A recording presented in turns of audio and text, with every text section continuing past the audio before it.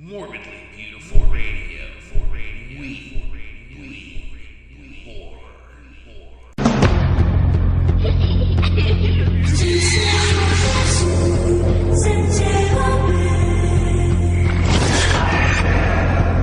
Did you hear the one about the man who can't be destroyed? He was buried alive. What more can you do to a human being? This is inhuman. He's got to be crushed just under the weight of that much dirt. He was set on fire. What the hell is going on? Come on! Move down! The cat's on fire! They carried him away.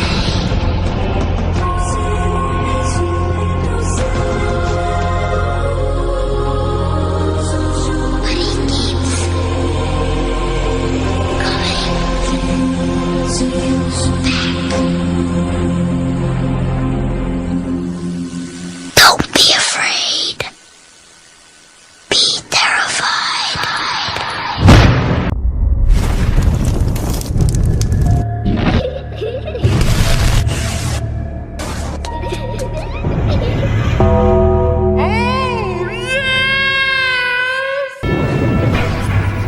As I lay me down to sleep, I pray my soul is mine to keep.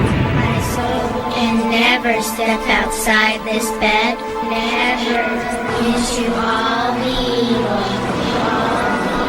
Now back from the dead. Are you scared? Be here.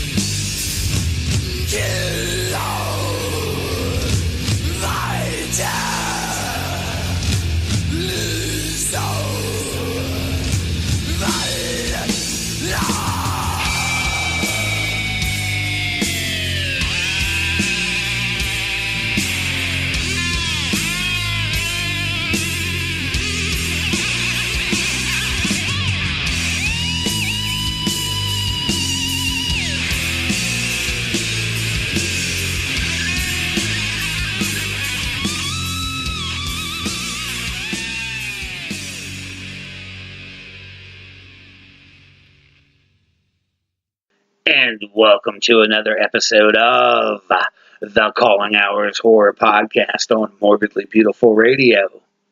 Once again, it is I, your head undertaker, the dead man Michael Jones of MorbidlyBeautiful.com, Coughing Cuties Magazine, and Digital Dead Magazine.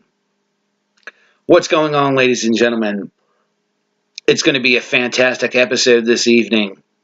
As our special guest, I'm going to have writer, producer, and director Bloody Billy Pon on, who many of you should know from his amazing short Doll Boy, and then what is sure to be a cult classic film, Circus of the Dead, that starred the amazing Bill Oberst Jr.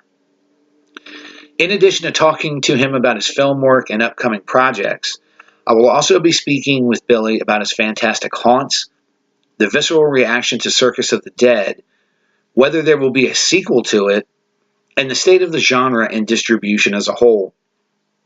Billy is one of those filmmakers that I really, really respect. I feel like he's another one of those guys that's just on the cusp of being a worldwide name, that people are going to be clamoring for his work. So make sure to stay tuned at about 8:30 when we have our interview with Bloody Billy Pon. In our Digital Dismemberment Spotlights this evening, we will be covering Scream Factory's Blu-ray release of Die Monster Die, as well as their Blu-ray release of Psycho 2. We will also be hearing from 3 bands in our Metal Massacre Spotlight this evening. In fact, let's get to our first one. The name of the band is Dimmu Borgir. The name of the CD is Eonin, and the song is Council of Wolves and Snakes.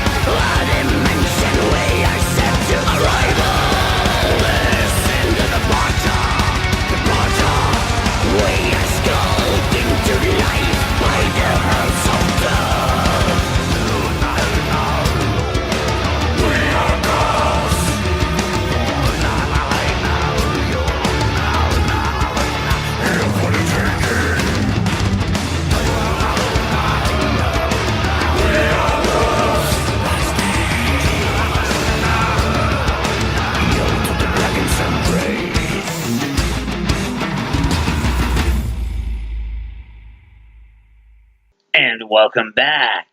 You just heard the band Dimmu Borgir off of their brand new CD, Enon, and the song was Council of Wolves and Snakes. Dimmu Borgir is a Norwegian symphonic black metal band from Oslo, Norway that formed in 1993. The name is derived from Dimmu Borgir, a volcanic formation in Iceland, the name of which means dark cities or dark castles, fortresses in Icelandic, Pharisee, and Old Norse. If you want to pick up this CD or any of their others, or possibly some band merchandise, or to figure out when and where they're going to be touring, head on over to www.dimmuborgir.com. Coming up in just a few moments, we're going to have our feature interview with writer, director, and producer Bloody Billy Pond, famously known for his short Doll Boy and his feature-length film Circus of the Dead. But before that, ladies and gentlemen, it's time for some digital dismemberment.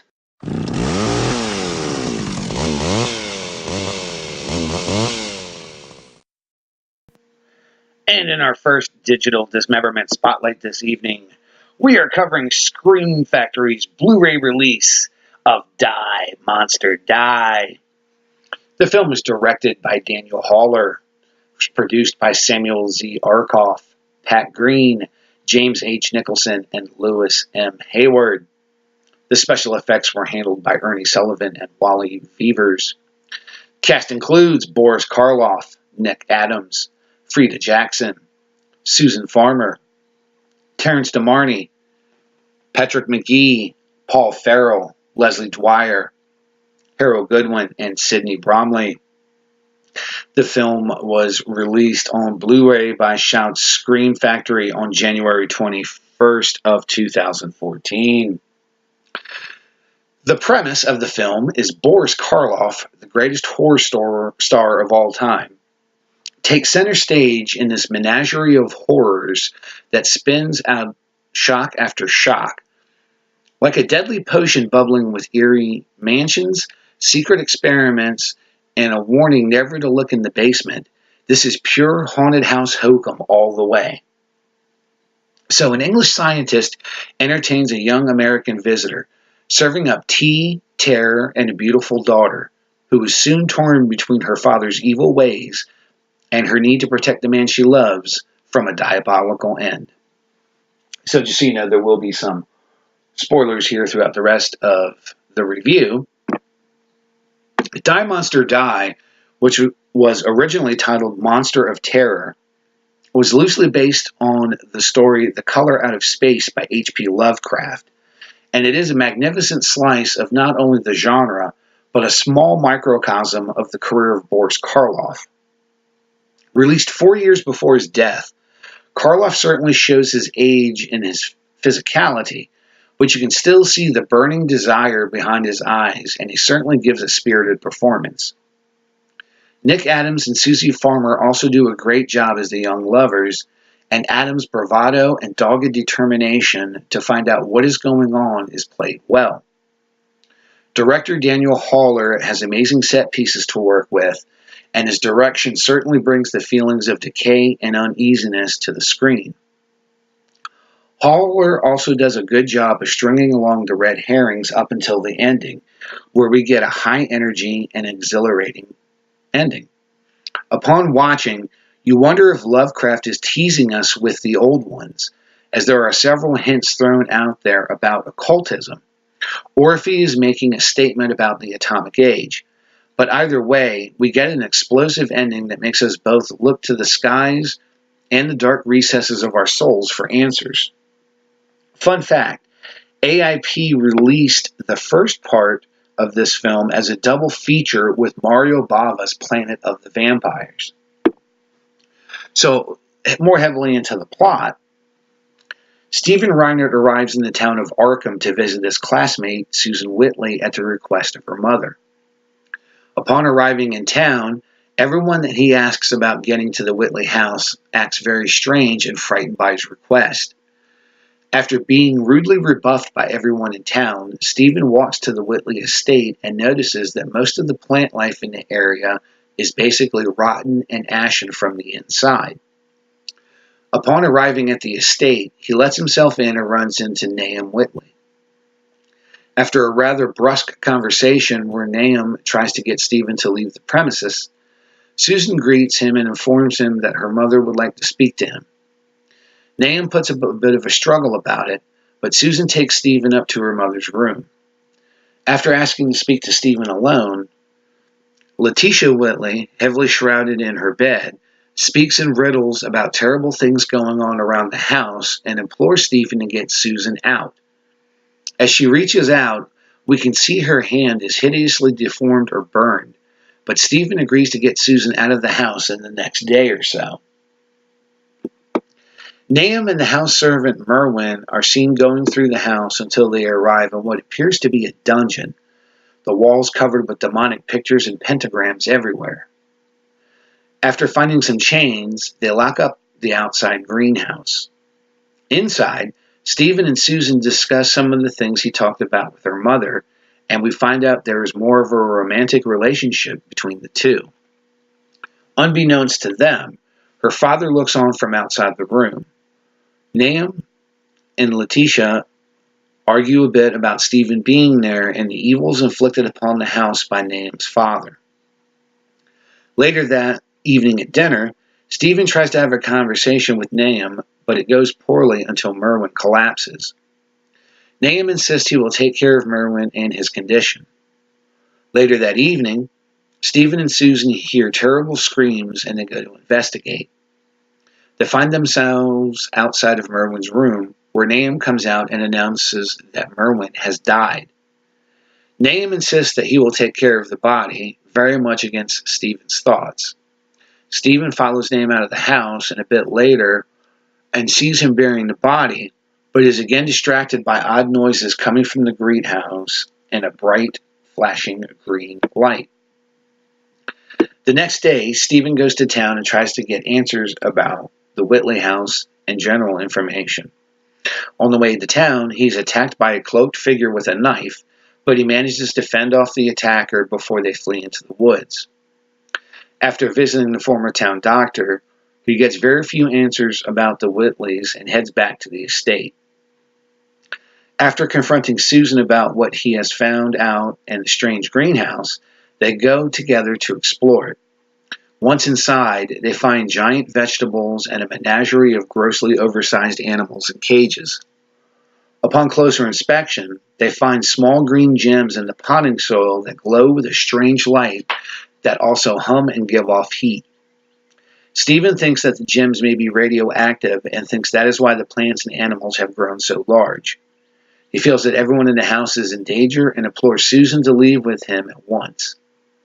Even after confronting Nahum, he still refuses to leave the house. Are the strange events at the house because of the old ones, or is someone or something from outer space started radiological disaster that could destroy everyone and everything around it? You're going to have to watch to find out. Bonus features for this disc include a theatrical trailer which runs 1 minute and 55 seconds. This is a one-disc set. The format is NTSC. Color film with no rating. Aspect ratio of 1080p high definition to 35:1. Shout and Scream Factory bring to us yet another genre classic to Blu-ray DVD with Boris Karloff in Die Monster Die. With the previous edition being released on DVD back in 2001 by MGM UA as part of their Midnight Movie series, as well as on a double feature DVD disc with the Dunwich Horror from 1970, also part of the Midnight Movie series, this current edition is everything you could wish for in terms of a transfer. The film looks amazing in its 1080p high-definition widescreen display, and the English DTS HDMA mono soundtrack comes out beautifully if you have a decent home theater system. With an older movie like this, it is hard to find any behind-the-scenes footage. The only thing I could have made this disc better would have been an on-set photo gallery or maybe a few words from a Boris Karloff historian. However, just getting a genre classic like this on Blu-ray is more than enough. While it is a minor complaint at best, This release is a perfect example of why Shout Scream Factory is the standard bearer for Blu-ray horror releases. I give the movie an overall 3.5 out of 5. I give the Blu-ray rating a 7 out of 10. So make sure to head on over to Scream and Shout Factory. This is definitely a must for fans of Boris Karloff, fans of H.P. Lovecraft-inspired films. So there's plenty to discover here. There's plenty to enjoy. So make sure to head on over there and pick up your copy on Blu-ray of Die, Monster, Die. Coming up in just a few moments, we're going to have our feature interview with writer, director, and producer Bloody Billy Pond.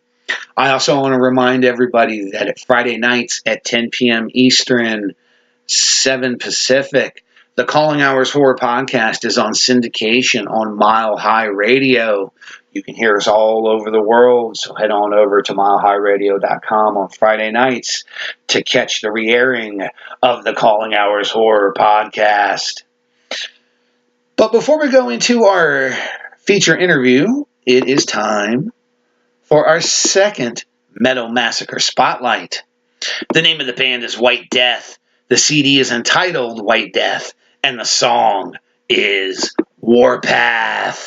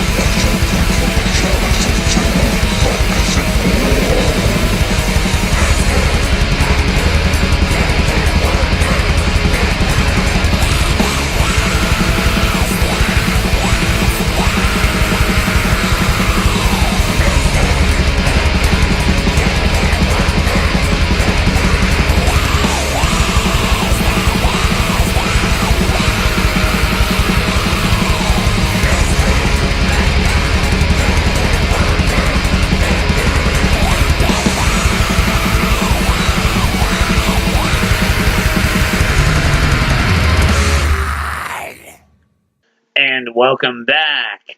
You just heard the band White Death.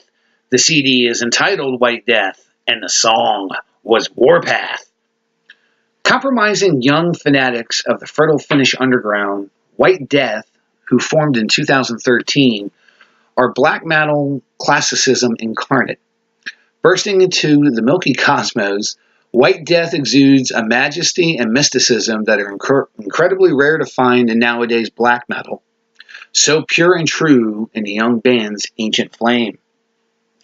If you want to find out a little bit more about this band, where they're touring, and to pick up their merchandise, make sure to head on over to www.facebook.com/unholywhitedeath. But now, ladies and gentlemen, it's time for our feature interview.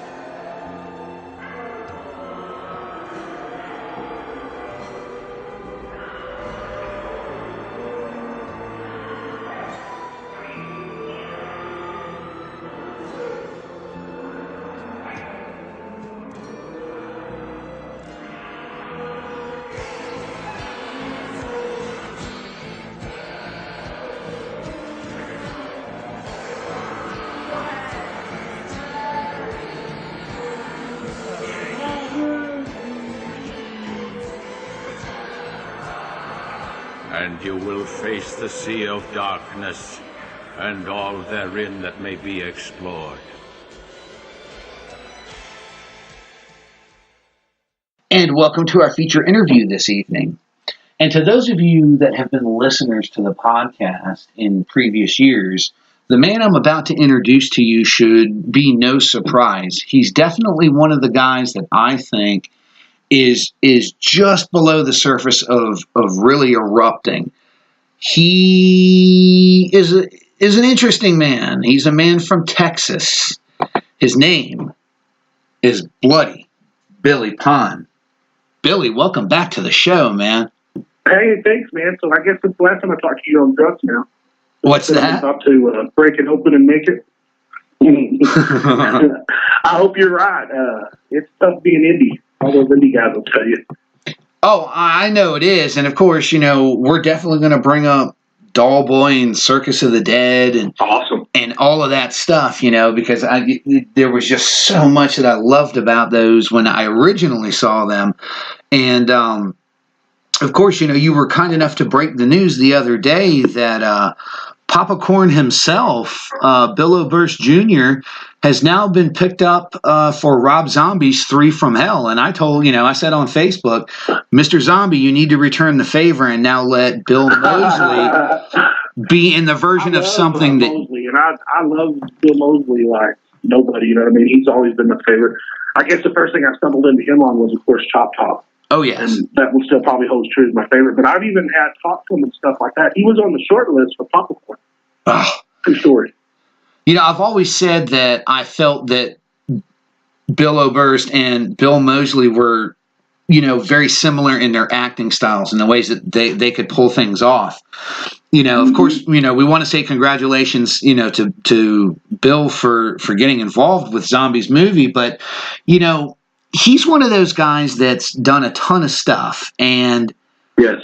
It just seems like he never reached that spotlight where people were noticing him, and now he's done it. Can you talk about how you first met Bill and how he became involved with Circus of the Dead? Yeah, totally. And that goes for me too, as far as congrats. I'm, almost had tears. I was so happy for him last night because, if you know Bill personally or work with Bill, and I guarantee you could, he's done so much stuff, you could probably ask everybody that he's worked with or worked for and all this kind of stuff, and they'll tell you what kind of man he is. He's just a good guy. He's one of the best people I've met in life. Not even necessarily in the movie business. He's just a really stay good dude, with good morals and values and all that. And it's so funny that he can play the most evil people on the screen, but yet, in reality, he's just such a very sweet and gentle man. I mean, that's very true. He's one of those people that I have never, ever heard a bad thing about him from anybody. No, yeah, right, yeah. And I mean, the man's done, at least 100 projects that I was able to, check out. But I'm just so glad that he got it. Now, just to give people some background, like we were saying, how did you first meet Bill, and how did you get him involved with Circus of the Dead? Well, I started making a short list. That short list, it was people that I knew and liked, and even on the list too, it was like Paul Rubens was on the list. See, I've never said any of this stuff before, but we've been going along long enough now. I can say this stuff. Like I had Paul Rubens on the list, and Mosley, and then I knew, but somewhere I seen a list of like the top 10 indie actors working today, and he was on this list, so that's where I stumbled over that. Mm-hmm. And then somebody tagged us in a spot because we both donated something to another one.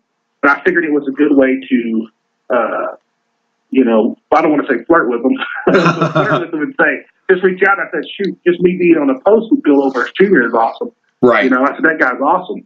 Right. So I sent him a friend request and all that. Knowing here really, in a week or two, I was going to send him a script. So it was just as easy as that. After I saw his demo, I realized, this guy is amazing. He's just so good. And I knew some podcasters that are Sharhart and knew him too, and I asked her, so what kind of guy is he? She goes, he's a beyond really good guy. You get a chance, you should work with him.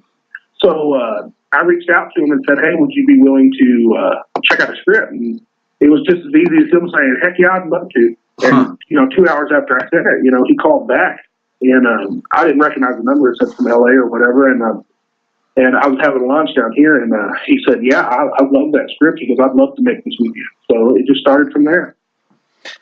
It's funny. I look at, the success of things like The Babysitter, and the success it had on Netflix, and a lot of these smaller indie films that are starting to poke through. Now, of course, Circus of the Dead was 2014. Do you think in the current time that we're in, something like Circus of the Dead would be successful on Netflix, or do you think maybe it pushes boundaries that they're not willing to cross? Well, I guess it's a trick question in a sense. I do think it'll be successful on Netflix, and it'll more likely be getting on there pretty soon. We could top an hour talking about how the distribution thing works and all that kind of stuff. Right. On Netflix, you're given, if you're accepted, and even if, they like you and stuff, they're going to give you X amount of dollars to put it on Netflix, and it'll play so many times or whatever, people watch it whenever they want to watch it. And for indie movies, they really don't offer too much. Now, looking back on it now, I probably would have jumped on it. But at the time, you kind of don't know this until you make your first film. Sometimes it's, what I would tell an indie person, if it just got out there and people talked about it, then consider it a success. If it hasn't even made its money back, it can still be a success, because that's going to lead you as a director or actors, even a lot of the actors in there going on to bigger and better things too. I think it's opening the doors, or opening a lot of eyes, so to speak, for us that was involved with it. But yeah, I think that's the whole name of the game. But we're getting killed with the torrents and the pirates and all that kind of stuff. Even one of the torrents I was checking out the other day of my own movie, it was a film festival version, which is not much change, and nobody could probably tell other than me, what was different in it. But I could tell it was. So that's actually one of the DVDs that was a film festival screener that got ripped. So it's like, who do you even trust nowadays on that when those things are getting out? I don't know if they throw them in the trash or somebody stole them, or they give them to their buddies, or the film festival themselves just upload. I don't know, but I don't harsh on it and cry at night over it. It is what it is. But it's just really hard for indie people to make money back. And the only reason I want to make some money back on it is so I can make more. And I'm right there with you, brother. It's, like whenever people send me screeners, like when you sent me my copy of Circus of the Dead, you would be surprised, or you may not be, how many of my friends find that movie sitting on the shelf and are like, can I borrow it? Yeah. And I'm like, no, you can't borrow it. You can watch it here with me, but, because I have that thing about bootlegging too, man. I don't think it's right. And it's definitely people like you who, like I said, in my mind, I think you're on the cusp of breaking through, man. And one of the things that I really wanted to talk about, since, we brought up the Bills, one of the things that I've seen you kind of campaigning for on your Facebook site recently is you want an honest chance at bringing back a good version of the Texas Chainsaw Massacre. And I guess I would say that, though, is like, I'm with a lot of people in the horror, because I'm a horror fan, first off. I mean, if I was never a horror fan, I wouldn't have wanted to be a horror director, I mean, it kind of went hand in hand. Sure. But I just think, I don't want remakes. I don't want prequels, sequels. I don't even want any of that. I wish they'd just let it go. But the fact is, they're not. If there's money to be wrung out of something, like an old wash rag or something, they're going to get every drop of water out of it. And that's just what these franchises and stuff do. So my only point in that is I'm not even looking at it. Like I said, heck, I might even take the job for free, right. just to get the name out there. I just want to bring it justice because it means that much to me. The first Chainsaw Massacre, was my guiding rod as far as the horror movies. It's the DNA in all of my movies and my projects. It's important to me. So I would like to just give it justice, you know what I mean, and treat it like a baby of mine, like one of my movies, and, make it right, and, do it for the fans. It's an interesting thought, and, this is something I normally don't get to ask directors or, people that are really fans of a series. You think about, like, A Nightmare on Elm Street. You think about Friday the 13th. With Halloween, you had a specific place in Haddonfield and, Illinois, but like they were never specific on where Springfield or, where Freddy was from, Jason. Right, because they kind of wanted it anywhere USA is what they're kind of going for. But, the Texas Chainsaw Massacre is very unique in the fact that, it's, almost proudly stated, this is the state of Texas. This is what happened. And of course, you're a native Texan. Now, for you, of course, being a fan of the film is one thing, but is there a certain amount of pride because the film has such a historical reference to your state? Is that part of it as well? Well, it's most Texans are big, have big egos and all this kind of stuff. Everything's bigger in Texas, and yeah, I take pride in being a Texan. But it's I guess part that and part that it was the movie that wanted, Star Wars was the movie I saw as a kid that wanted me to be a, filmmaker. The Texas Chainsaw Massacre is what made me want to be a horror film director. So I feel like I owe something back, and I just don't think it's going to get it right. And what really bothers me is, like, after the first couple, maybe the first three, it just didn't feel like Texas anymore. It felt like they were shooting it started in California, and then it went to Louisiana with Chainsaw 3D, and I think this newest one was in freaking bumfuck Egypt or some shit. Correct me if I'm wrong, but I think it was actually filmed overseas or something. I think part of it was. Yeah, and that's just crazy because the original one to me is that's how Texas was in the 70s. I remember that as a kid, Just when you watch the original, you can smell barbecue. You can smell, going past the slaughterhouse, factory and stuff. Yeah, the slaughterhouse, and it just means Texas to me. It's just they just captured it right and stuff like that. So I mean, that's what they're just missing. Is it just? But you could say that with all the remakes and stuff. They're just missing a little bit there. But I just think there's just too much meddling from up high. Well, see, and that's what I was about Circus of the Dead. There wasn't as much meddling. That's what I wanted to ask you about the Texas Chainsaw Massacre series, because technically it's been what? You had the first three, then you had that horrible, strange fourth one, and then you had the prequels. With her, and Matthew McConaughey. I understand what you're saying about meddling from the top, but I mean, unfortunately in Hollywood, you're going to get a lot of that. But outside of the executives fucking with the film, where else do you think it went wrong? Was it character development? Was it, for lack of a better term, too many chefs in the pot? I mean, was it, I mean, I think you're right on all of it. I think yeah, all of it is. I mean, it's maybe, they got too big for the britches. I know that Kim Hinkle wrote that fourth one. The one with you know, McConaughey and yeah. Zellweger, yeah. Right.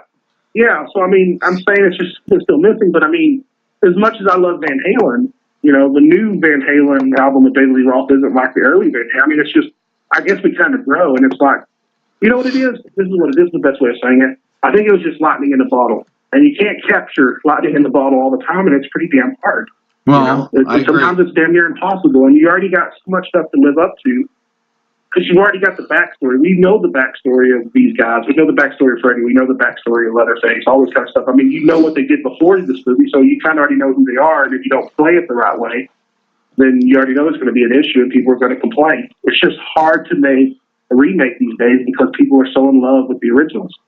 I mean, that's very true. Now, if you had your choice, choice, who would be your Leatherface?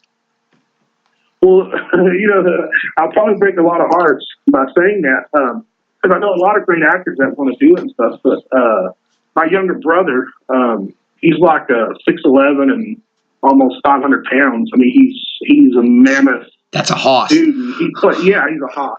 He played Leatherface when, you know, I did haunted houses. You know, I still do haunted houses, but when we're in our 20s and stuff, you know, he used to play Leatherface in there, and he's just always been great. We always said if we were ever in that situation that, you know, he would come and do that. So he would for sure do that in the movie. You know, and you unless there was meddlers and I had to hire Vern Troyer as Leatherface or something weird, but because of the studio, who knows? I hope that doesn't happen. You know, and part of the reason why you doing a Texas Chainsaw Massacre appeals to me is, of course, because of your 2010 short, Doll Boy. And right, it's very chainsaw friendly, isn't it? I just had that feel about it. I mean, it did. I mean, the whole time I'm watching it, I'm like, okay, you know, and not that I mean this in a bad way, not that it was a ripoff, but I kept saying like, all right, this motherfucker's got to break out a chainsaw or something soon because I just get that vibe, you know.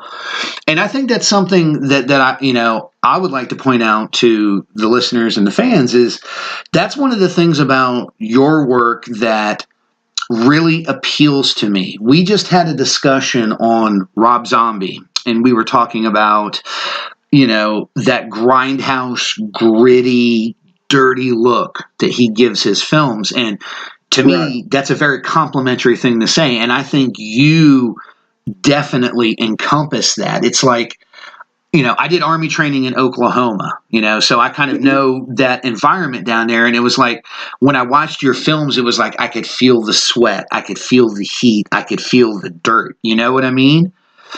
Totally. I do get that. And as far as the Rob Zombie thing is, it's like, it's people always say, like, you know, they always accuse Tarantino of ripping other people off and stuff. And I always say baloney because it's like, you know, Rob Zombie or me or anybody, it's the DNA of what we grew up on or watched or whatever. It's what's in us, you know. And Texas Chainsaw Massacre made the biggest DNA footprint on me, or handprint, you know, growing up. So therefore, I could see that. If you even remember in Dollboy, when the little girl's in the van and he slams that door, that's an ode to, you know, Noodle Dome slammed that door. That's, you know, an ode to Leatherface slamming his sliding door. Yes. Yeah, and so, I picked up on that. It's a rip-off for that. Yeah. Well, I don't know if I'd call it a rip-off. I mean, like you said, it's more of a stylization. It's more of a kind of a reimagining. It's taking something old and putting it with something you did that's new. It's not necessarily a bad thing. I think most films do that. It's not purposely done now. Now, here's what this is going to blow your mind out. Now, when I shot that, it was we were using a mini DV tapes because I work at a TV station for darn near 20 years doing commercials, you know, for car lots and stuff, cheesy commercials. Come on down and see us down here. We got hot smoking deals. Come on down. You know, that BS. Well, anyway, what it made me good was working on the fly. Okay? But all I had to make this movie with was I had a killer location and I had this TV production camera. And that's what we made Dollboy with.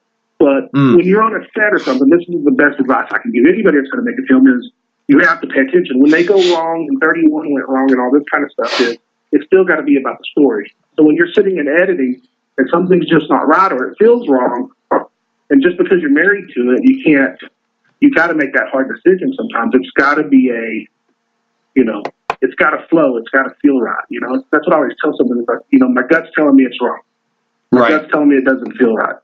So whoever you are, it's like if the style comes out, it's organic. The style's only happening how it is, probably because like we were talking about DNA in me in the grindhouse stuff or whatever, or chainsaw, and it just kind of comes out of me naturally because it's organic, and I'm growing on the film. And what I grew from Doll Boy is in the circus, we had better cameras, and better, had some really good camera operators, and we could do more Steadicam stuff and GIF stuff and all this kind of stuff. So we got to put a little bit more budget in it, but it still comes down to the story and stuff. And don't get me wrong, I mean, people say, well, Circus was in the perfect movie. I know that too. Trust me. There's nobody harsher on it than I am. I feel like I'm a failure every day when it comes to seeing my movies. I think it could have been a lot better. I get that. I feel that being said, I feel the same way about stuff I've worked on. What if you didn't know? You'd be like an a-hole. It's like, you can't be that guy. So, no, everything I do, my shit doesn't stink. I mean, it does. I cry at night sometimes because I think I'm the world's worst filmmaker. You know what I mean? I cry. I say, God, Circus is a horrible movie. Oh my gosh. I had a reviewer just last night. I listened to this 2-hour podcast. And he tagged Circus of the Dead. I can't remember the names, and I'm not even saying that just to be an a-hole. But I can't remember the names on this thing. But Circus of the Dead got tagged in something. And I checked out this review. They're reviewing this and Terrifier, which I just bought, and it should be in the mail on the way here pretty soon, so I'll watch it. I remember those guys getting their start, and stuff, and I checked that short out a long time ago, too. Art the Clown's pretty cool and all that. I like him. But anyway, they bashed the movie, and they bashed it in such a way saying, well, it just made me feel so uncomfortable. It made me feel dirty, and it just made me feel hopeless. So I didn't like the movie. And I'm thinking, are you kidding me? It's like if a movie made me do that, I would be like on cloud nine. It's like, that's the experience I want. I want to be moved in my heart. I don't want to just, victim number 43 just died. It's like, move me somehow. And they're also talking about how Papa Corn was just so vile and nasty that he creeped them out. But see, they're talking about other things where we just love the slasher and we're ready for him to kill more people. So like, yeah, you made him into a hero like they did, by the time the Freddy sequels and stuff. It's like, that's not what I want to do. That's not my goal. I love that people love my clowns, but I want you to genuinely be creeped out by Papa Corn. Yes. No, and he shouldn't be your buddy.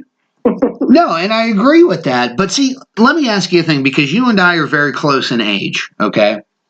Okay. So you're old. Yeah, I'm old, man. I just turned 42, so yeah, I'm getting old. But when you say people say those things about the terrific acting that Bill put into the character of Papa Corn, I'm kind of like you. I remember a day when not every horror film had a happy ending. Sometimes the bad guys have to win. And to you, is it a generational thing? Is it, the younger generation? And I don't mean to sound like I'm picking on them, but it's like the good guys always got to win. Everything is moved towards, we got to be more PC. We got to have more diversity. We got to have this. We got to have that. So, the good guys always win in the end. Why is it that the younger generation really can't take a character like Papa Corn? Maybe because the world is just so dark these days as it is. It's like these movies shouldn't scare you. Real life should scare you. People posting videos of kids getting shot in school. I mean, that should scare you. Right. That's real stuff. There's so much evil, and it's like to be a horror filmmaker now and to compete with that stuff. With Taliban cutting American soldiers' heads off and posting on the internet, and you stumbling on it accidentally or something. I don't like that stuff. I don't like real death like that. I'm a horror filmmaker that wants to bring entertainment to somebody. That's why I try to avoid real gore and stuff like that. I don't care for it. Maybe when I was a kid and didn't know better, and I watched Faces of Death and stuff on VHS, that's cool. But as I got older, I just put more emphasis on human life. But as far as me being dark in the way I am, it's just, I guess it's like one of those old black blues guitarists. It's just you got to. I just feel like I'm in a dark place a lot of time in life. Me and my co-writer, Lee Ankrum, we've been friends our whole lives since kids, and that's just where we are. Papa Corn was a mixture between me and him, and things we experience and go through, and some of the things we would say, we said it out loud. When we set out to write this, that's what me and him talked about. What if we just didn't give a shit and just did what we wanted to do? It's like, who's really the victim? Is it Don in this loveless marriage, you know, who's a zombie and hates his wife, or is it Popcorn who can do anything he wants to do? I just wanted to show people, you know, that there's two sides of that coin, and who's really living and who's really already dead. No, and like I said, it's I enjoy extreme cinema, and I certainly consider Circus of the Dead to be, you know, extreme cinema. And again, it's Bill's performance, of course, you know, is beyond reproach. He's just so good in the film, but it also that's the lightning in the bottle. He and that role, lightning in the bottle. I'm not saying the movie's lightning in the bottle. I'm saying the way Bill did that role, it's Popcorn and him together. That's lightning in the bottle. That was. I don't know that I'll ever get that lucky to see that again. Well, you know, it's not just, but you know, I agree with what you're saying about Bill's performance, but on the same token, which is, to me is a rarity in independent films, it wasn't just Bill though. I mean, your entire cast, there was just, it was like, it clicked, you know, all of the other clowns, the personalities just locked in together, you know. It's I don't. It's so hard for me to articulate it because I really love the movie as much as I do, you know. Well, those are I always say versions of my friends. See, I know all those guys. You know, the small guy Mike. Right. He's worked in a haunted house for over a decade. Ryan Noodledome is like one of my best friends. Rusty Mr. Blister is like my best friends. None of them are actors. You know, Ryan's a good comedic laugher or actor, and he can laugh and stuff like that, but I didn't make him talk. I kind of made him like a, you know, retarded clown. Rusty, I gave a couple lines because Rusty is such a dry person in the lot. It's just feed him that and just say rude things, you know? So it's like I knew what they were capable of, and what I tell everybody is it's just kind of steroided versions of who they really are in life anyway.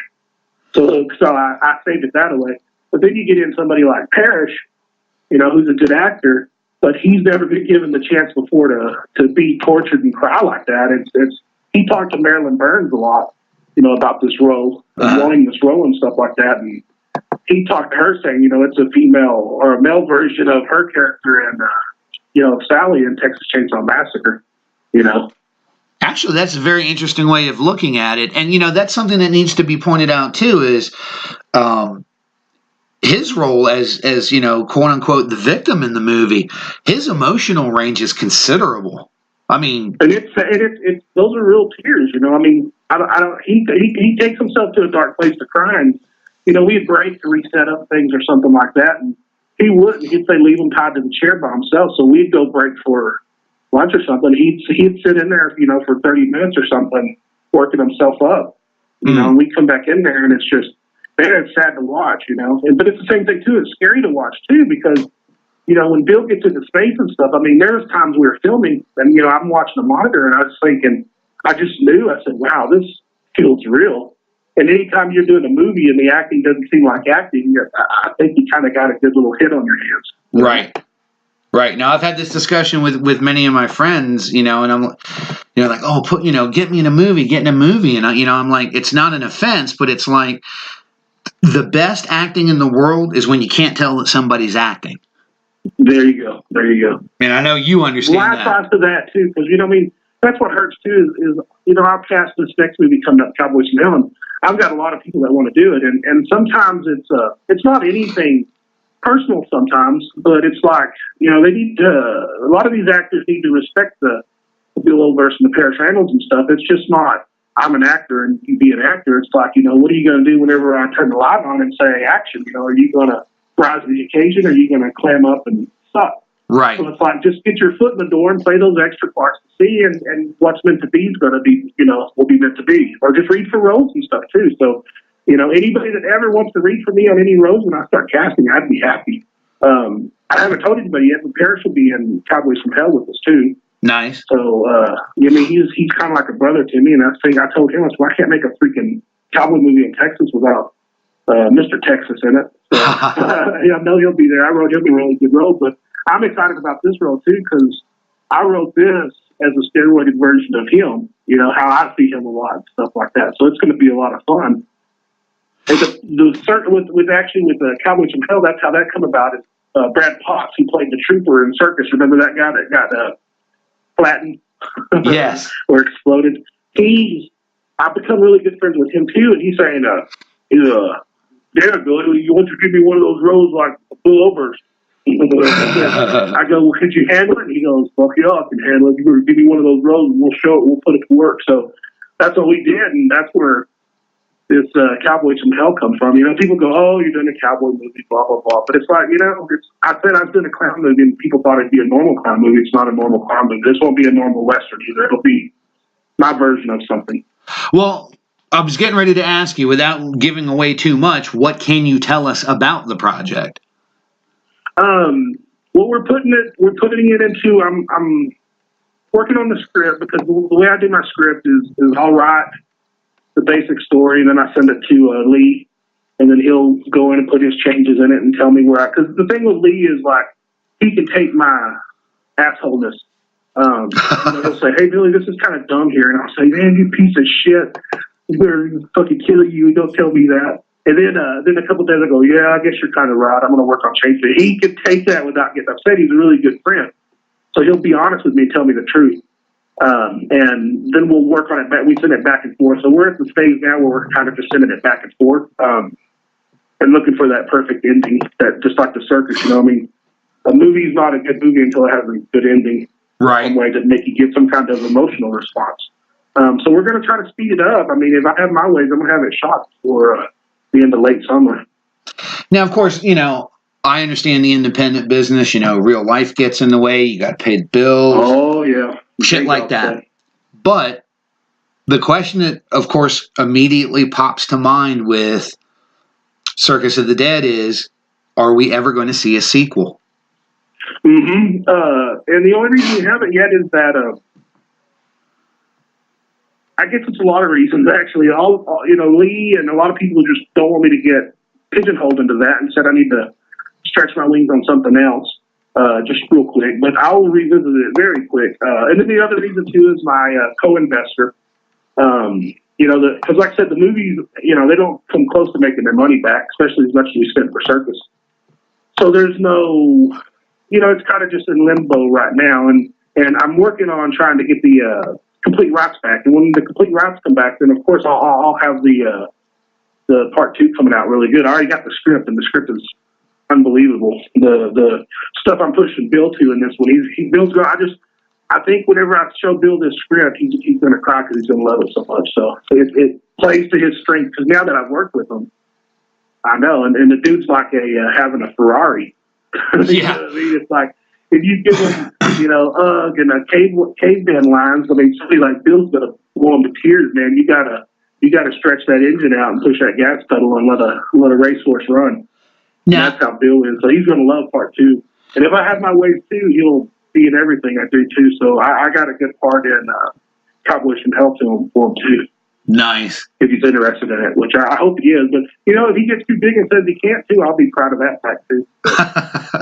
Well, I'll tell you this, he come out there and him and Parrish, one of my fondest memories was, they go, Billy, we had it catered from this really nice fancy restaurant down here, cowboy restaurant. They're eating chicken fried steak sandwiches. It's just Texas now, you've been in Oklahoma, you know the chicken fried steak sandwiches. Oh, yeah. And they go, man, we don't get treated like this sometimes, Billy. This is like really rare, man. You guys are all cool and nice, and we're eating chicken fried steak sandwiches and barbecue every day. Hell yeah. This is like the greatest stuff. So I think Bill would work with us again, because I think he had such a good time. Just right. Like Parrish and everybody else that was involved. We all had a good time, and they've become some of my best friends, all the actors and actresses.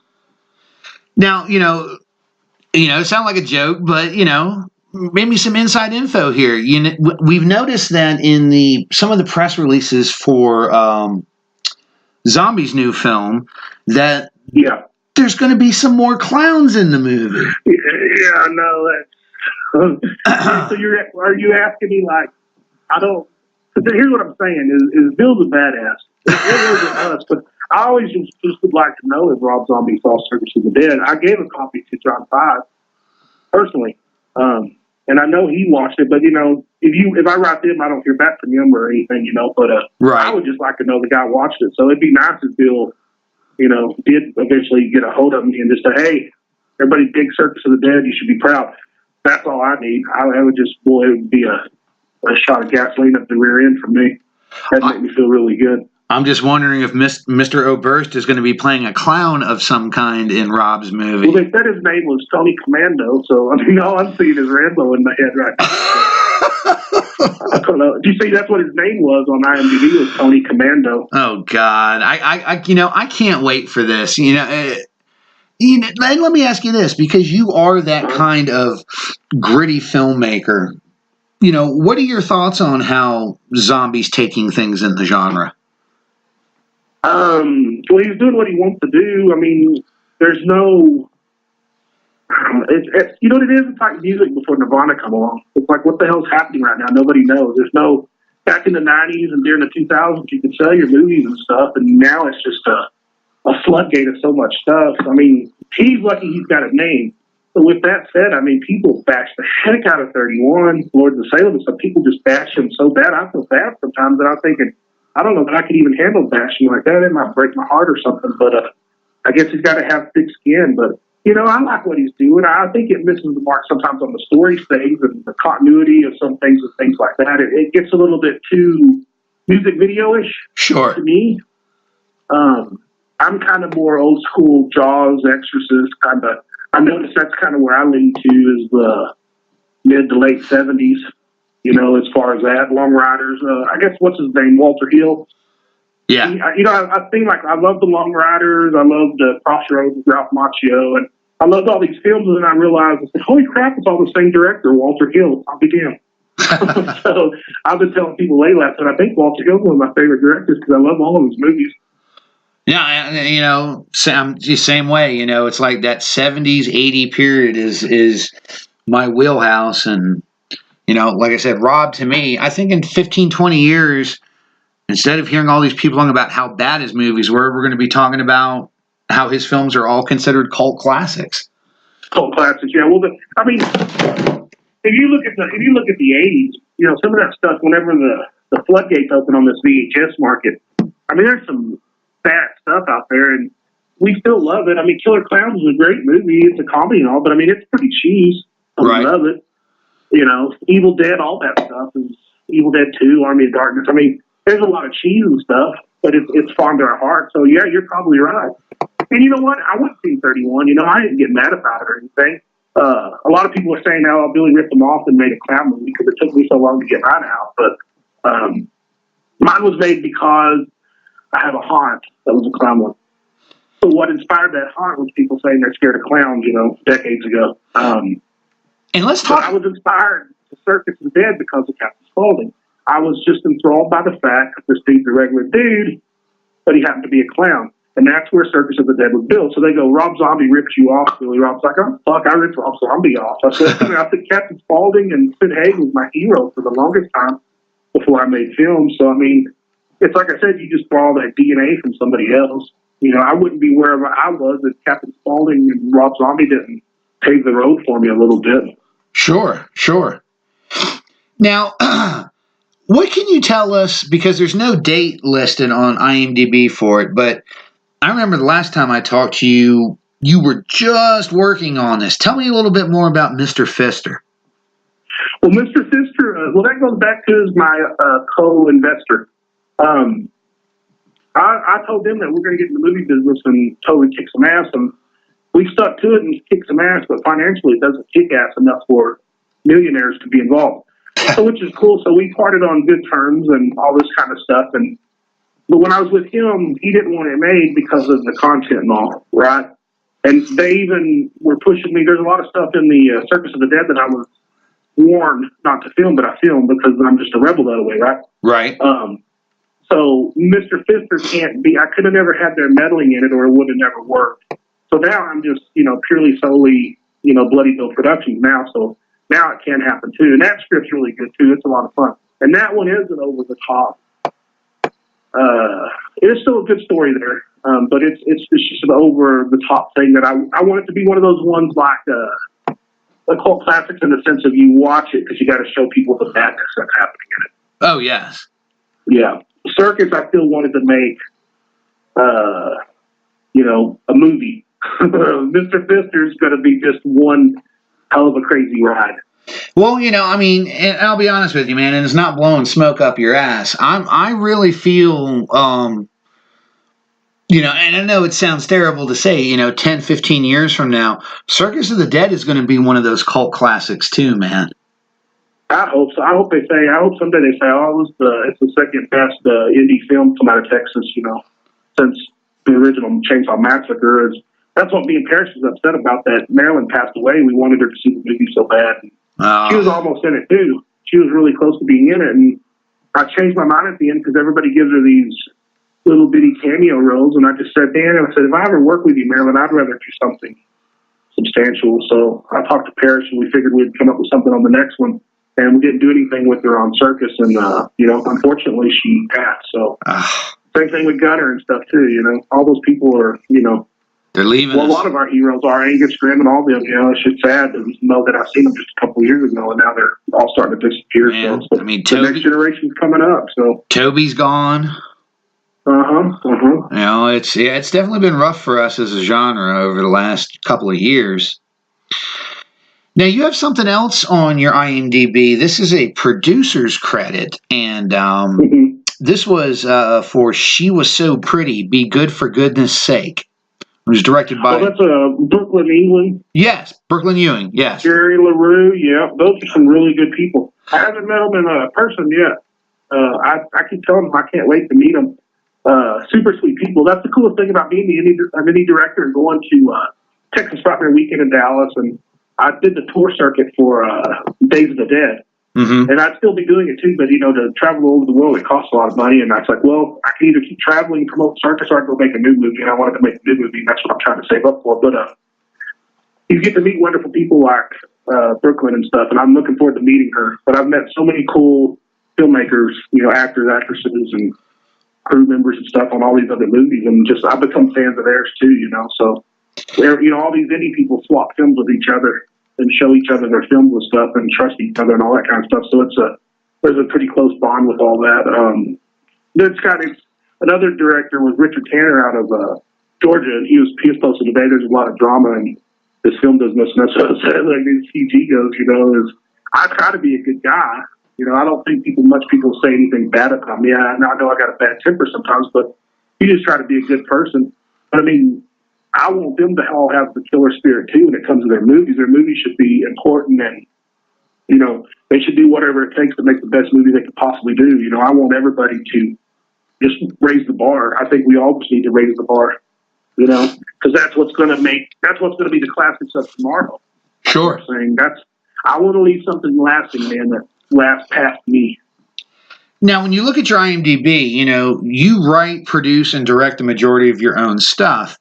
What led you for this feature film, for being a producer? What stood out so much about this film, She Was So Pretty, that made you want to be a producer? What I like about them, basically the producer credits and stuff come in when if they're doing their fundraisings, and if you donate, X amount of money, you get producer credits. Uh-huh. And I didn't do it. I would have donated the money without any kind of credits, but those credits happen sometimes, and I'm happy to be a part of that kind of stuff. But with her stuff, she's a photographer, and her look and the way she does things, it's like, and there's something special to it.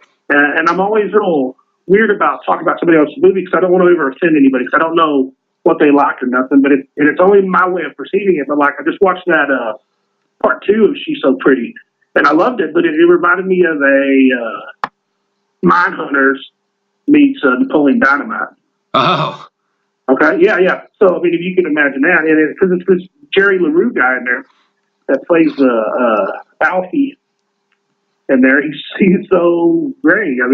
He's a cool character, but her look on things, and she's got attention to detail that I respect. Lee, does most of our set stuff, and he's got such an attention to detail, but it's his own style. She's got her own style, and her style is melted back in, the 80s and 70s and stuff. It's just when you watch their films, it's just very impressive. It is art. It's totally art, and it's a beautiful thing to watch. And I can call them friends. I haven't got to meet them in person yet, but I'm looking forward to it.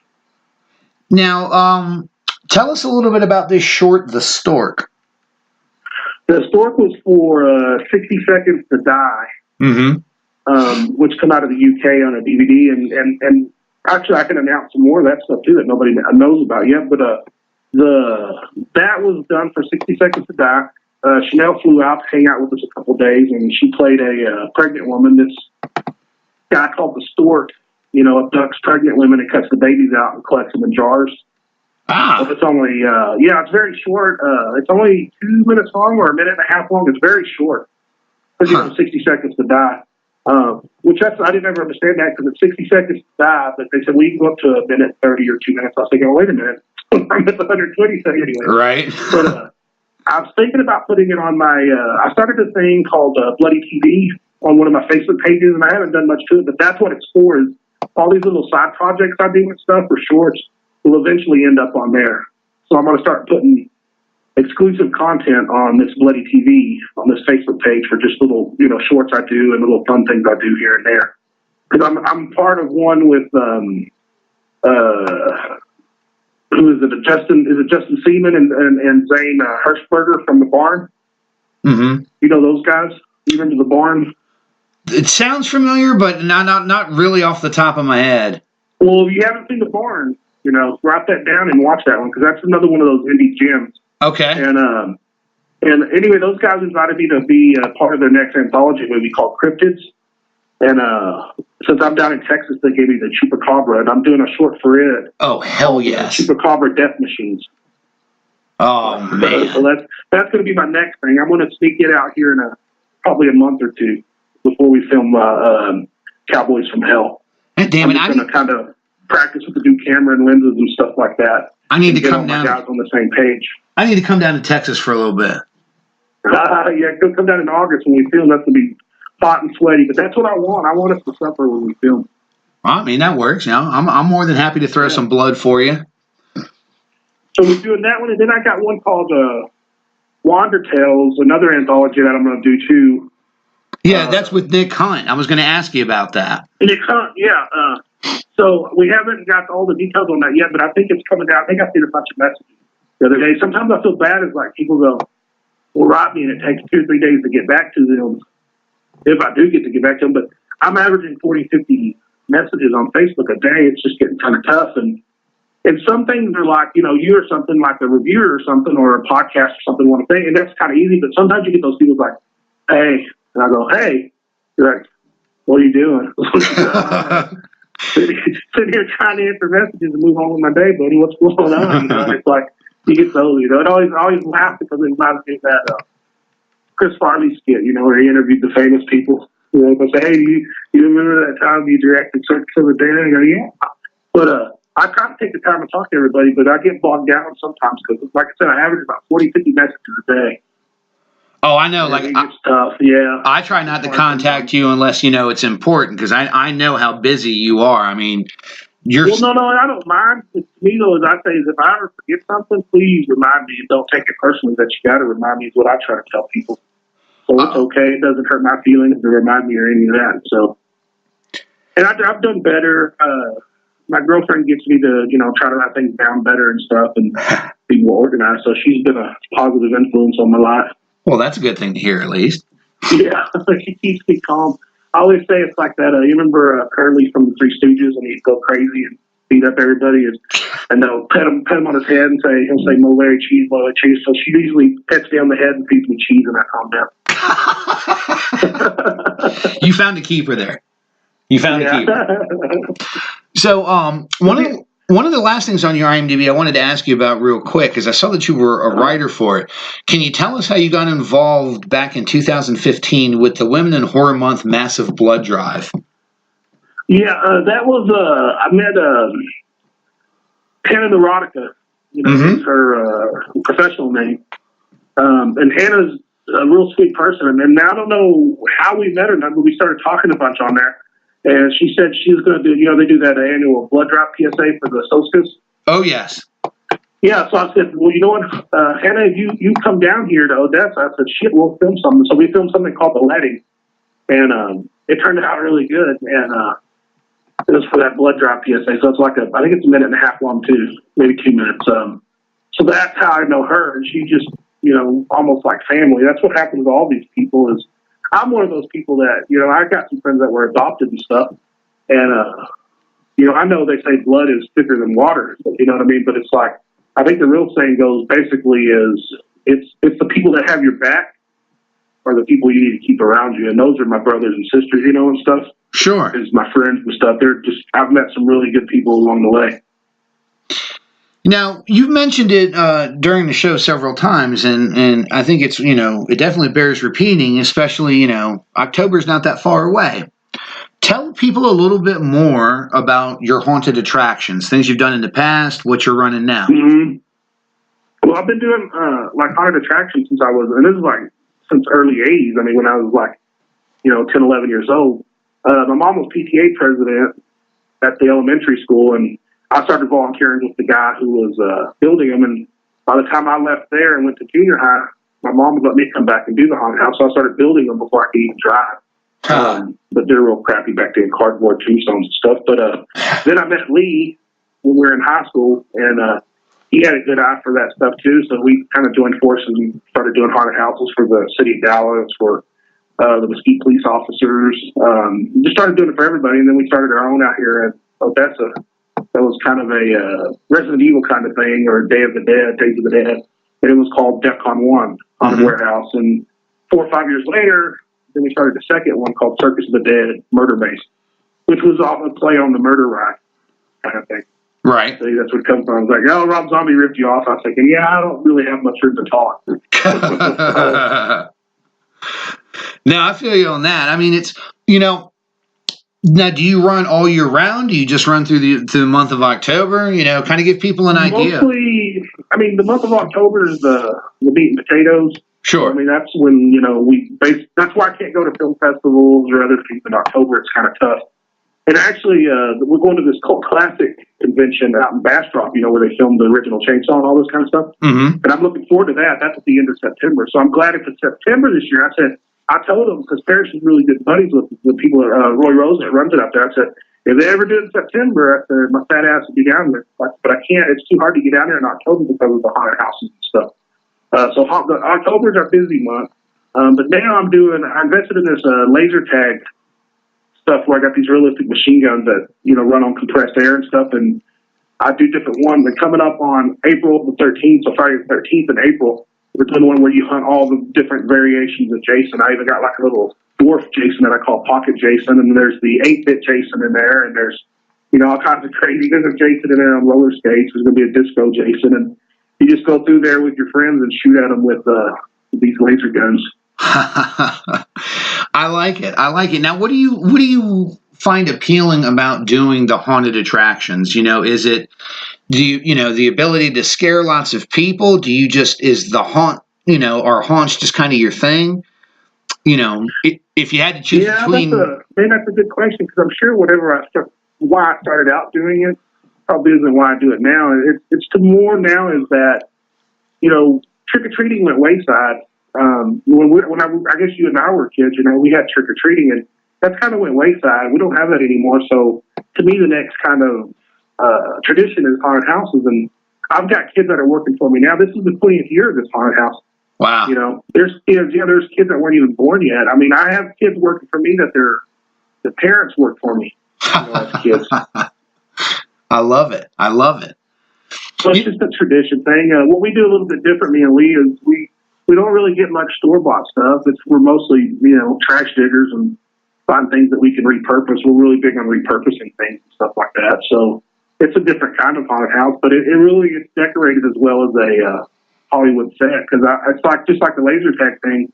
I want you to go into your own movie and have, your own 10, 15-minute movie experience, where you're the actual person, being hunted in your own horror movie and stuff. So that's what we try to do. That's our goal. Now, it's interesting because, we both understand the pitfalls and the crazy shit that happens on set when you're making a movie. A million things can go wrong.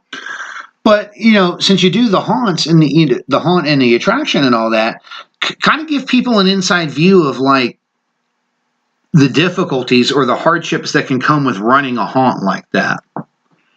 Well, the worst thing about running a haunt is the drunks that come out later at night.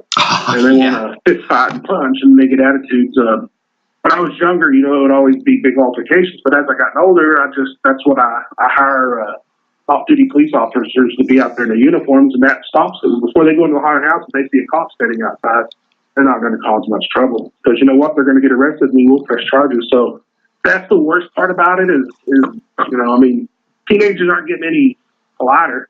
Things have gotten crazier, so those kind of things. But you got to take those extra precautions and stuff. And we got security and cameras and all that kind of stuff everywhere to watch that kind of stuff. And no offenses, when you've done it as long as I have and all my people, you can you see it when people walk up and they're up to something. That's what they're talking about, these school shooters and stuff. And I'm not saying I would be an expert on that, but I'm telling you, it's like if you just halfway pay attention to things going on around you, you'd be surprised what you've noticed sometimes.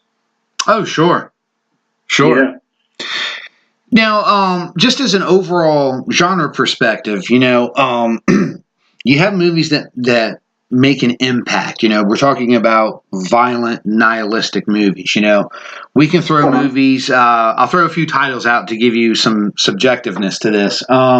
We can say things like Necromantic, a Serbian film, any of the Guinea Pig series. I feel like in terms of nihilism and the power that a film generates, in a lot of ways, Circus of the Dead falls into that, and it's certainly meant as a compliment. Mm-hmm. But seeing as how society is evolving and how people are fighting over the smallest things today on both sides of the aisle, are you worried that movies that you like to make with the content, with the grittiness, are you ever afraid of backlash from what you show?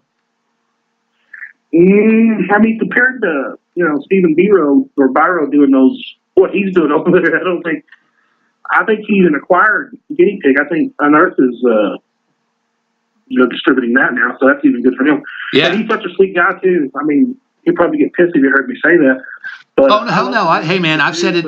I've said it on the air. He had me to his house down in Florida almost 20 years ago, and he was the nicest fucking guy I ever met. Yeah, he's a good dude. He's a funny dude too. He always keeps me laughing. And he told me when I come in real right out and bushy tail, and I was sitting. The first time I ever met him was on a panel on indie film at Days of the Dead, and he goes, "Yeah, don't find another career." Somebody goes, "Well, I want to make a film," and he said, "No, don't." Like, he's like negative. I said, "What the fuck is this guy being so negative about shit?" But then a couple of years later, I was talking to him. He goes, "See, I was right, wasn't I?" I go, "Yeah, you're fucking right, buddy, because this is a shitty business." But no, I don't think what I'm doing is compared to the envelopes those guys are freaking busting through. Well, no. Well, let me clarify my statement then. What I mean is that the emotional impact overall that those films leave on you. That's what I mean, is the psychological aspect. I think they fit into the same realm when it comes to that. And what I'm saying yeah. So how do you feel? Are you worried that style of film? Are you worried about being protested or people bitching about what you're trying to put on the screen? If they protested, it would make me more money. So that's a good thing. Secondly is no. We're indie film. Technically, nobody gives a shit what we're doing, and I wish they would, but they don't. It's hard to get eyes on our stuff, so we should just keep doing what we do. I know I won't speak for Steven and all those guys, but we do what we want to do, and that's what I intend on doing. If I get a studio job and they tell me to do a certain thing, I guess I'll have to weigh the options. I was like, well, is it worth this paycheck, or do I have to do this? Not that I'm ever a sellout, but you know what I'm saying? Sure. Right now, it doesn't matter. We're indie filmmakers, and my money's made on haunts and not movies. So my movies are going to be my stories and my visions and stuff, and that's the way I'll do it always. And if somebody's got a problem with it, they can discuss it. But like I said, there's even women fans. Somebody was telling me, actually, that podcast review that I listened to last night, they're saying, how Bill made them feel all so creepy and dirty and all that. And they said they didn't like the rape and all that kind of stuff. But I've had other women that they adore Circus of the Dead, adore it. And they said, well, I don't see how that girl in the convenience store would even flirt with popcorn. He was so creepy. And I wrote them back and told them, I said, guys, for the record, I said, you'd be surprised how much ass a creepy clown in real life gets. It's just nutty. And I'm serious as shit, man. These people love it. That's what I said. These diehard horror fans are wanting heroes again, and that's what us indie directors are doing. You know, Sure. it's bringing the balls back to this freaking genre because Hollywood sure the hell isn't doing it. Well, you know, and that's an interesting point. We have a few minutes left. And good for Rob Zombie because you know he gets dogged for what he does, but dude, he's doing what he wants to do. Sure, and we're on the same page on that. But, you know, I wanted, because I know you said, you're right, you and I could do a show just on distribution, but... Oh, it's a nightmare. But let me ask you this. Since, you know, we mentioned Hollywood's dropping the ball, Netflix is picking up more interesting content, Amazon, all of this online streaming stuff. Shudder and all that stuff, they got so much new stuff now. Do you feel, I mean, of course I know there's nothing you would love more than, say, to see Circus of the Dead playing on the big screen for everyone to go see it. But ultimately, realistically looking at it, is it now more of an option to you as a filmmaker to try and self-distribute than it is to try and get into a theater anymore? Well, don't be fooled if these indie directors get into theaters. You can pay to be put in theaters. You know, that's fairly easy to do. But I mean, that's kind of like defeating the point, isn't it? Shortly, yes. I mean, yeah, you're not going to get in a theater. I mean, it depends on the stars you got in your movie. That's the only way that's going to work. Well, I mean, you know, this is one of those things, you know, and I know I keep going back to Circus of the Dead, but I mean, it's like, you know, you look at Bill Oberst, I said, you know, being in the new Rob Zombie movie, you know, people are going to go back and they're going to look at his list of stuff, and I guarantee you, I mean, I will bet my show on this, Billy, that you're going to see an uptick in either sales or views for Circus of the Dead because of Bill being in this new movie. I'm telling you. Well, I hope so, and I think you're right. What's funny is it's regular movies. They sell the most copies probably in the first couple of weeks. Sure. But indie movies, you know, it's like a slow grind up a hill. So, yeah, you're probably right. More and more people discover it. But what I'm learning about, like, these reviewers is that you liking Circus of the Dead, you're a rarity kind of person. And all the people in our circle and your circle and all that, we get this stuff and we get it and that's why we like it. But what happens is the mainstream audience out there, they're not going to get that kind of stuff. Sure. You know, they're going to say, oh, this is low production value and all that. So, I mean, until that changes, like Walking Dead was a good thing. You know, even though I don't think it's deserved because it's horrible, but like it's brought some of my cousins, you know, that don't like horror. Now they're horror fans. Oh, what's a good zombie film, Billy? You know, all this kind of stuff. But they watch my film and they freak the hell out when they see a clown dome. Oh, but you know, but Negan can bash somebody's eyeball out. That's okay. So I just think we haven't cracked enough. I think that we're diehard real horror fans, and then there's a bigger piece of the pie that's, you know, the people going to see James Wan films and stuff, you know, Saw and Insidious and all that kind of stuff. Yeah. Well, of course we know, we have hope for Circus of the Dead 2 in the future. Oh, it will happen. I mean, once I die, it's going to happen. But I will not do it without Bill. Right. Mr. Fister. Yeah, and if we did something without Bill, it would have to be when he was a kid or something, and we'd have to get somebody young to play it anyway. Because I wouldn't want there to be a popcorn without Bill Oberst. Oh, for sure.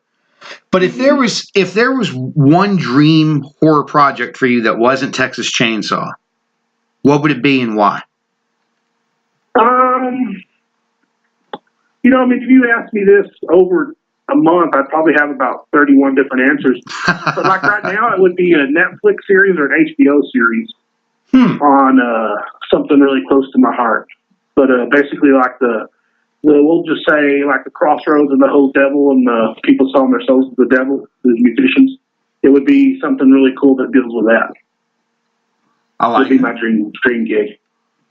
Well, you know, since I think, you know, you're one of those names on the indie list that people should really be watching. In your opinion, who are some indie directors that the fans need to know about? Well, of course, the Zane and Justin with the Barn, Richard Tanner. I know so many. I don't leave out Chuck Norfolk in Houston, Court Stevens, just James Bickert out in Atlanta. And I know I'm going to leave some of these guys off, and I feel bad. Chief out in Atlanta. But now I'll tell you one guy, and we've talked on Facebook, but his movie Pieces of Talent, like I still say is like my favorite. I don't even call it an indie movie. It's still one of my favorite movies. That movie does what I like to try to make my movies done. It just resonated with me.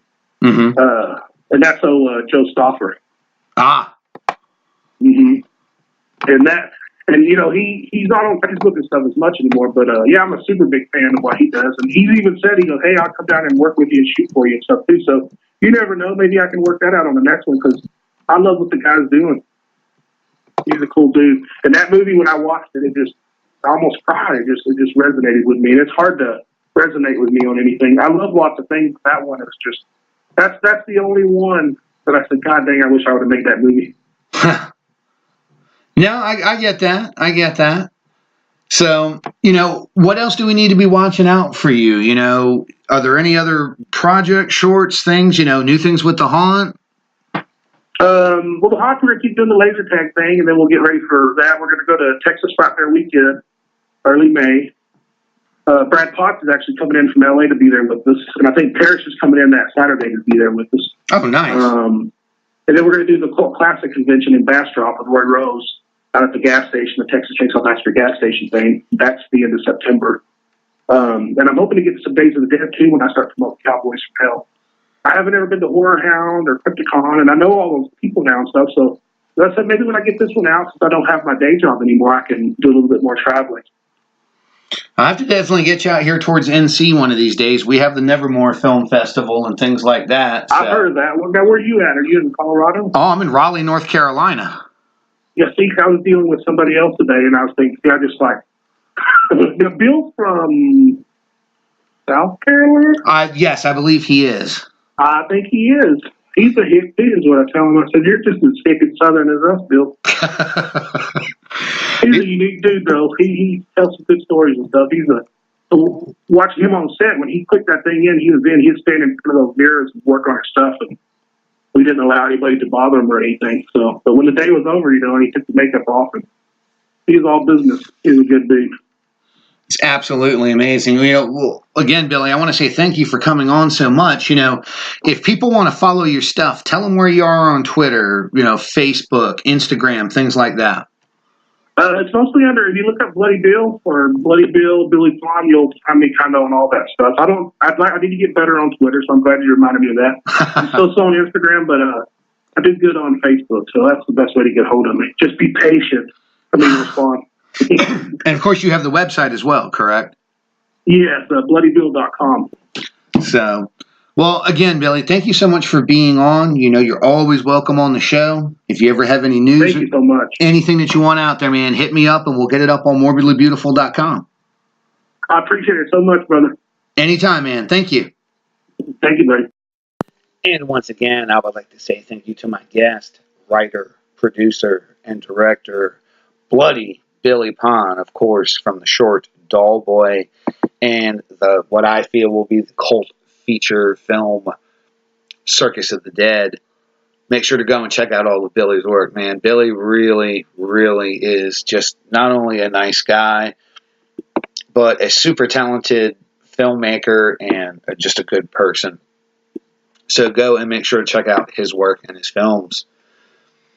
Coming up in just a few moments, we're going to go into our final Digital Dismemberment Spotlight for the evening, where we cover Scream Factory's Blu-ray release of Psycho 2. But before that, we're going to go into our final Metal Massacre Spotlight for the evening. The name of the band is Vargrav, the CD is Netherstorm, and the song is Shadowed Secrets Unmasked.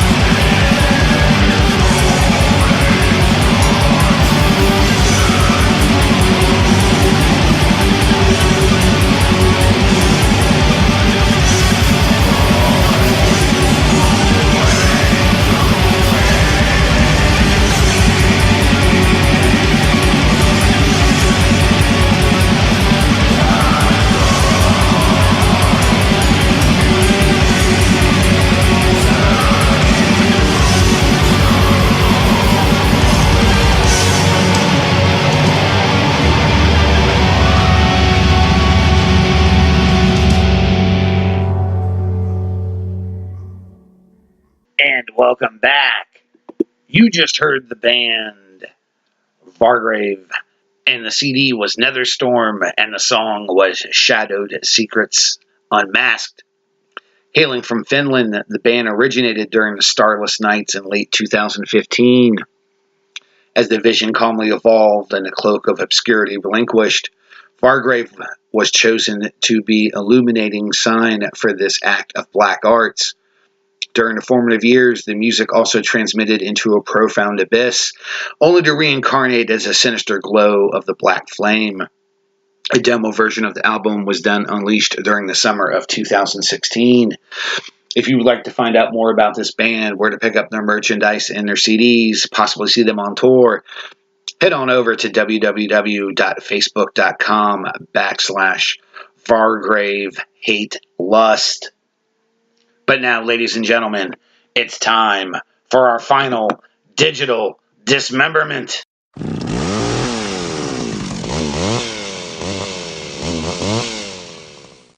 And in our final digital dismemberment spotlight for the evening, we are covering Scream Factory's Collector's Edition Blu-ray and DVD release of Psycho 2. Directed by Richard Franklin, produced by Hilton A. Green and Bernard Schwartz, special effects were handled by Greg C. Jensen. The cast includes Anthony Perkins, Vera Miles, Meg Tilly, Robert Loggia, Dennis Franz, Hugh Gillen, Claudia Breyer, Robert Allen Brown, Ben Hartigan, Lee Garlington, Tim Meyer, Jill Carroll, and Chris Hendry. It was released by Scream Shout Factory on Blu-ray in 2013. The premise: Anthony Perkins makes a terrifying homecoming in his roles as the infamous Norman Bates, who, after years of treatment in a mental institution for the criminally insane, has come home to run the Bates Motel. Vera Miles returns as the woman who was still haunted by her sister's brutal murder and the ominous motel where it all occurred many years ago. Meg Tilly, Robert Loggia, and Dennis Franz co-star in this terrifying sequel to Alfred Hitchcock's classic film. And of course, from here on out, there will be spoilers. Trying to follow up one of the horror genre's most iconic films had to be a daunting task, but Richard Franklin manages to put together an amazing story along with a compelling and emotional performance by Anthony Perkins. While nothing will ever capture the sheer terror created by Psycho, the film manages to have many twists and turns while nodding to the original. Perkins' performance is highly believable, finding ways to make you feel compassion for a man that is certainly disturbed. When the film was being discussed, Anthony Perkins voiced reservations about taking up the role of Norman Bates again, and the role was briefly going to be offered to Christopher Walken. But Perkins obviously took the role. In fact, the movie was going to be a TV sequel until Perkins agreed to come aboard. The movie works on many levels, but the fact that they waited so much time in between the first film and the second really helps with Norman's state of mind and the events that followed much more believable. You certainly can see some parallels in the camera work to the original, and Franklin certainly is able to squeeze a fantastic amount of atmosphere out of his script and actors. Certainly a worthy sequel and worth a look. A flashback to the original murder shower scene from the Psycho is shown, and then we flash forward 22 years later to Norman at a competency hearing where he's declared cured and released back into society.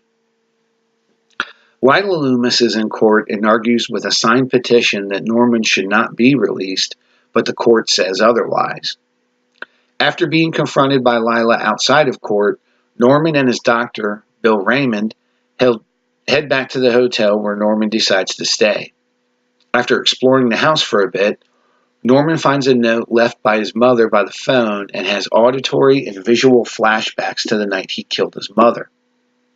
Later, he heads into town and gets a job working at a local diner as a cook's assistant. While there, Norman meets Mary, a young waitress that also works at the diner and is in dire need of a place to stay after her boyfriend kicks her out. After a brief discussion, Norman convinces her to come back to the motel to stay the night. Upon arriving, Norman meets Warren Toomey, a man who's been running the motel while he was away. Visibly upset about how Toomey is running the motel, Norman fires him and tells him to have his stuff out the next day. Toomey taunts Norman as he heads back to the house, but Norman ignores him. After making a sandwich for both of them, Mary shakes Norman a bit when she asks him if he has a knife to cut the sandwich. After nervously cutting it, Norman and Mary both declare that they are no longer hungry. They discuss Norman's history, and after a mild discussion, Mary agrees to stay in the house for the night. Norman shows Mary his mother's room, and then they both sleep for the night. The next day, Toomey shows up at the restaurant and harasses Mary and Norman. Another note shows up at the restaurant, and Norman comes out of the back and confronts Toomey, thinking he is the one that left the note. And they get into a verbal altercation before heading back to the kitchen, after Toomey dares him to pick up a knife. After Norman can't produce the note, he is sent home from work.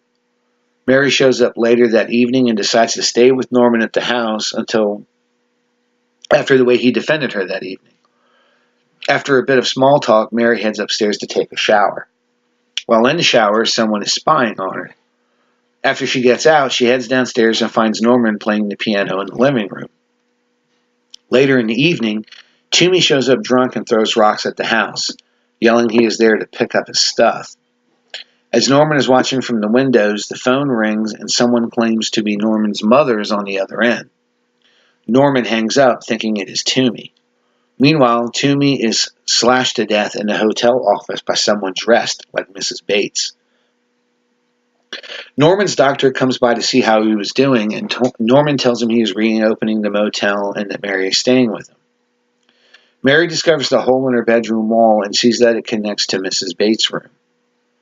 Later, the doctor goes to see the sheriff and lets him know that Norman has been harassed a few times and to keep an eye on him and to check out Mary's background. As Norman is painting the motel, he sees someone in the window that was his mother's room. Upon going to investigate, he finds the room fixed up and decorated as if his mother was home. He finds another note, and after going to investigate a noise in the attic, he is locked in. We then see two teenagers break into the basement to make out, but the young man is stabbed to death by someone that looks like Mrs. Bates as the young lady escapes. Later, Norman wakes up in the attic as Mary gets home and finds him. After telling Mary about his mother's room, he shows it to her, but it is empty. The sheriff stops by after the young lady tells the story of the murder, but after investigating, no evidence of foul play is found. Being more and more confused, is Norman slipping back into his madness and killing those that get close, or is someone else tormenting Norman and trying to get him sent back to jail? You're going to have to watch to find out. Bonus features include an audio commentary with screenwriter Tom Holland, which is new for this release. There's a featurette entitled Psycho 2, the electronic press kit. It runs about 36 minutes. And this is the electronic press kit and interviews that were sent out by the studio for the film's release. There's footage from the film and interviews with the cast and crew at the time of its making. There are parts that repeat themselves during interviews and parts of the audio drop in and out, but these are technical flaws of the original tapes, not Shout Screen Factory errors. Very informative and nostalgic. There are 2 different theatrical trailers for the film, 4 different TV spots, a still gallery that has over 80 stills of the cast, crew, and locations during Psycho 2. You can also listen to the audio of the cast and crew interviews while watching the film as well.